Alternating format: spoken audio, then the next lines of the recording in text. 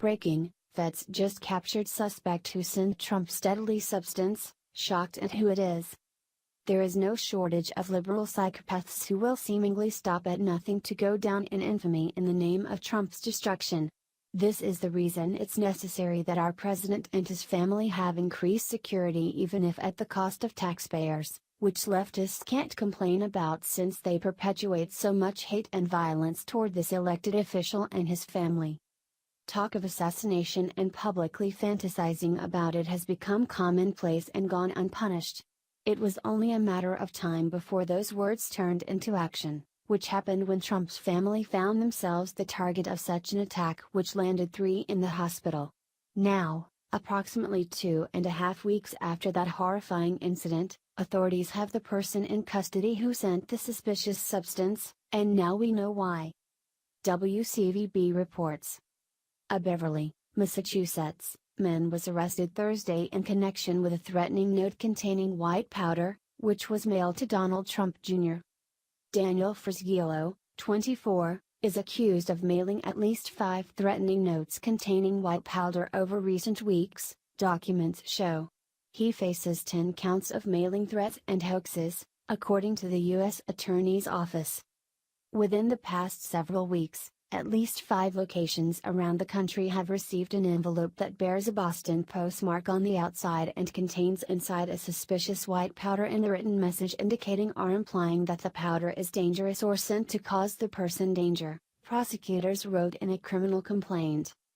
According to Frisgiello's Facebook profile, he's a single guy in his mid-20s who surprisingly works for Catholic Charities Archdiocese of Boston. Not the kind of person who would commit such a big crime on his first time of breaking the law.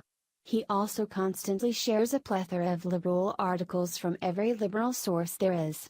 Such an inconvenient fact for the left, who have worked diligently to silence the conservative media for the threat the right allegedly poses.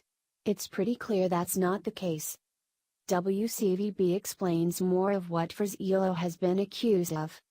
Trump Jr.'s wife was taken to a New York City hospital as a precaution last month after she opened an envelope addressed to her husband that contained an unidentified white powder, police said.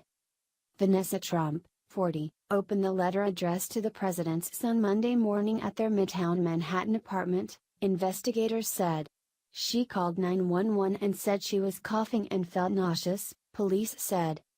The criminal complaint against Frisgiello contained a transcription of the text of the letter Frisgiello allegedly wrote to Trump Jr.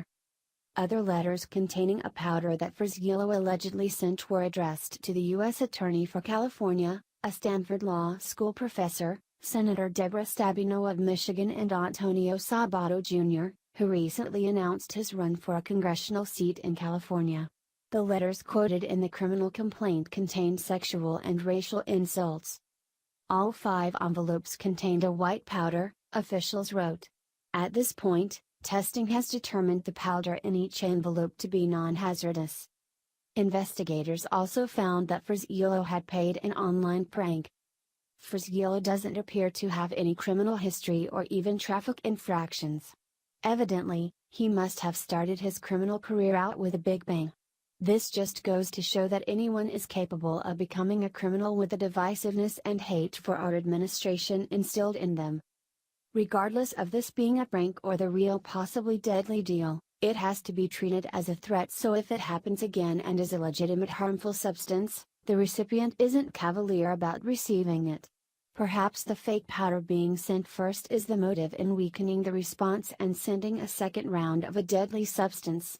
There's no indication of that's what Frisgiello's intentions were, other than just the sick enjoyment of causing mass panic among people in 5 different locations around the country.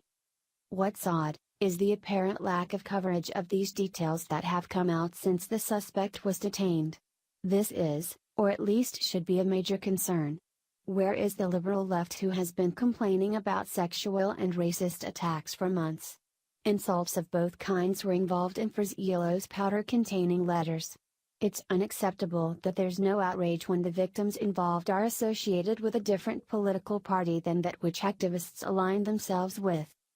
Think about the outcome and reaction if the tables were turned and Malia Obama or her mother Michelle Obama received a threatening letter containing sexually explicit and racist remarks in addition to a questionable substance. It would be front-page news and more. It's not equality to treat them different than the Trumps. That's the very definition of inequality and why it's so difficult to take liberals' passion on the matter seriously. While liberals will be quick to excuse this as just an act out of mental illness and not anything to be taken seriously, they are disguising the real terrifying issue. By the encouragement to hate, disrespect, and revolt against our president, they are actually responsible for driving people to commit these atrocious attempts, creating or intensifying mental illness in liberal minions willing and ready to do their dirty work.